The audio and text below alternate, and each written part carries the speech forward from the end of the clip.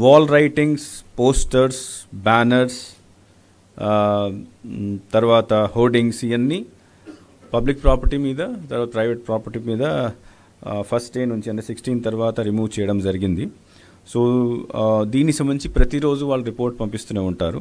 So 1.99 lakh లాంటి posters, banners, హోర్డింగ్స్ని public place నుంచి తీసేయడం జరిగింది లాస్ట్ 3 daysలో.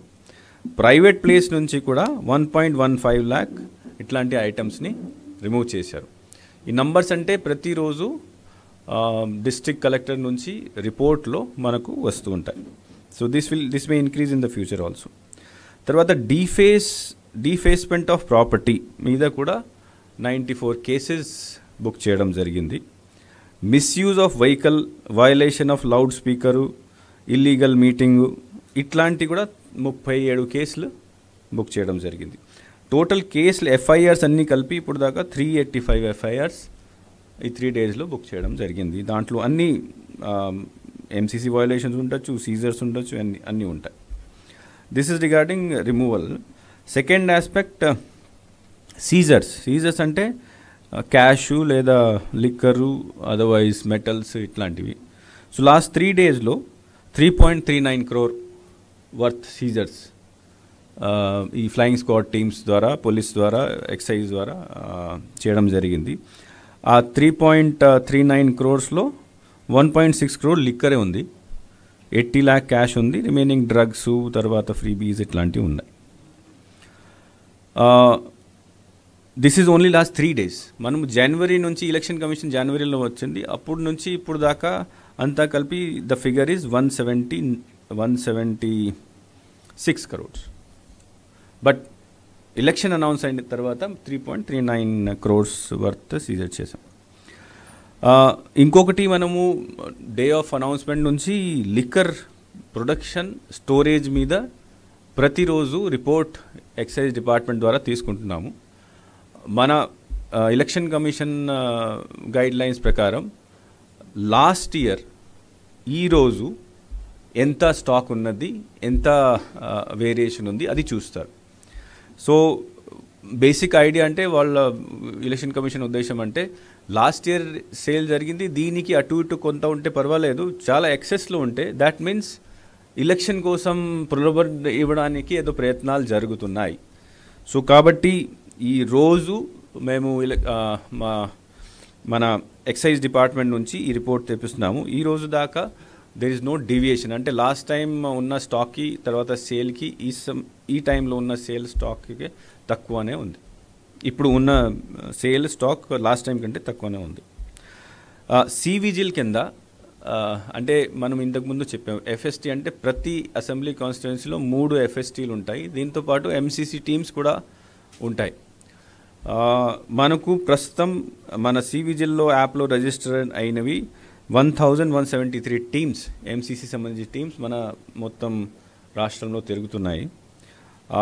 వాళ్ళు ఇప్పుడు దాకా మనకు సివిజిల్ ద్వారా 1307 కేసులు, కంప్లైంట్స్ వచ్చినాయి. ఆ కంప్లైంట్స్లో ఎక్సెప్ట్ 40 అన్నీ రిజాల్వ్ చేయడం జరిగింది. విదిన్ 100%, 74% విదిన్ 100 minutes, 100 minutesలో 74% కంప్లైంట్స్ని మన రాష్ట్రంలో ఉన్న teams they were able to resolve. Actually ఇది 90-95% వస్తే బాగుంది, బికాస్ కొన్ని కంప్లైంట్స్లో ఎక్కువ టైం పడుతుంది. ఫర్ ఎగ్జాంపుల్ సీజర్ చేశారు, ఆ సీజర్ చేసినప్పుడు దాంట్లో దీనికి ఇన్వెంటరీ తయారు చేయాలి, తర్వాత సీజర్ ప్రొసెసర్ ఉంటాయి, పంచనామా చేయాలి, కొద్దిగా టైం పడవచ్చు 100 minutes కంటే. బట్ రిమైనింగ్ ఫర్ ఎగ్జాంపుల్ ఎక్కడైనా వేరే లాంటి పోస్టర్స్, బ్యానర్స్ ఇట్లాంటివి ఉంటే అక్కడ 100 minutes కంటే ఎక్కువ జరగకూడదు. 74% వరకు మనం రీచ్ అయ్యాము. మన ఉద్దేశం అట్లీస్ట్ 95% రీచ్ అవ్వాలి. తర్వాత ఇప్పుడు మనము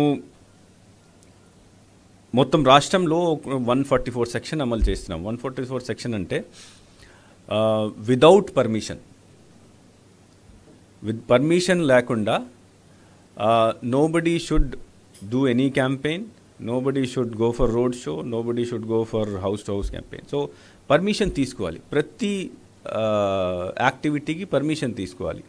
ఆ పర్మిషన్ తీసుకోవాలంటే మన సువిధ యాప్, అంటే ఇప్పుడు అన్ని పర్మిషన్లు సువిధ యాప్ ద్వారా ఇవ్వాల్సి ఉంటుంది. ఒక అప్లికేషన్ ఉంది, ఆల్ పార్టీస్, పొలిటికల్ పార్టీస్, తర్వాత క్యాండిడేట్. సో ఈ 3 days నుంచి యాక్టివేషన్లో వచ్చింది. 392 పర్మిషన్స్ కోసం ఆల్రెడీ అప్లై చేసినారు. మనము కొద్ది టైం బౌండ్ ప్రకారం వాళ్ళకి పర్మిషన్, అంటే జిల్లా లెవెల్లో కొన్ని ఉంటాయి, కొన్ని సిఓ లెవెల్లో ఉంటాయి. సో నా దగ్గర వచ్చిన అప్లికేషన్స్ ఓన్లీ 10, బట్ మిగతా జిల్లాలకి వచ్చింది 388. సో దాట్ ప్రాసెస్ కూడా ఇప్పుడు స్టార్ట్ అయిపోయింది. సో దిస్ ఈజ్ బేసికలీ ఇప్పుడు మనం తీసుకున్న యాక్షన్. నౌ పేపర్లో, టీవీలో చాలా కంప్లైంట్స్ వస్తూ ఉంటాయి. కంప్లైంట్స్ 2 రకాలు ఉన్నాయి. ఒకటి అంటే ప్రభుత్వం ఉద్యోగి, ప్రభుత్వంతో పని చేసిన వాళ్ళు క్యాంపెయిన్కి వెళ్తున్నారు, అదర్వైజ్ సపోర్ట్కి వెళ్తున్నారు. So what direction last time కూడా ఇచ్చాము, నేను కూడా రెగ్యులర్గా కలెక్టర్స్తో మీటింగ్ పెడుతున్నాము. దట్ ఎప్పుడైనా ఎక్కడైనా కంప్లైంట్ అంటే టీవీలో రావచ్చు, న్యూస్ పేపర్లో రావచ్చు, తర్వాత సోషల్ మీడియా ద్వారా రావచ్చు, ఎస్సీ విజిల్లో రావచ్చు. వచ్చినప్పుడు వెంటనే ఎంక్వైరీ చేయాలి. ఎంక్వైరీ చేసిన తర్వాత షోకాజ్ నోటీస్ ఇవ్వాలి. ప్రొసీజర్ ఫాలో అయ్యి వాళ్ళ మీద ఆధారం అంటే ఎవిడెన్సెస్ కలెక్ట్ చేసుకొని యాక్షన్ తీసుకోవాలి. సో వాలంటీర్స్, తర్వాత contract employees, even regular employees మీద మనకు కంప్లైంట్స్ వస్తున్నాయి.